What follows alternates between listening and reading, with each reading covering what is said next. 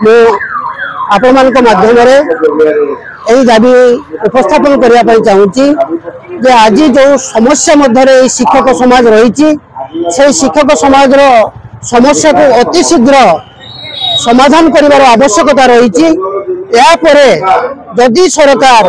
आम कथा किसी न शुणती ताले आगामी दिन जो सब समस्या आसो जो आंदोलनात्मक पंथा नि जो शिक्षक मैंने आज राजरास्तार आसी पहुंचले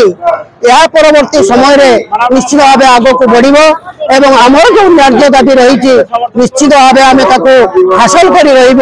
जबरी भाव में बीजेपी सरकार 1994 स्कूल को अनुदान देवा क्षेत्र में तालफल नीति आरंभ करते से आज ए सारा ओडिशा धूलिसात हो गले बीजेपी सरकार जदि आम कथार गोटे आमर न्याय दाबी को पूरण न करती निश्चित भाव आगामी दिन में हम तेणु मुझे अनुरोध करी आपण माध्यम आमर जो न्याय दाबी जो पेंशन रही जो चाकरी शर्तावली रही अविलंबे पूरण करने सहित 60 ରୁ 62 वर्ष करने को अनुरोध जनाऊँ।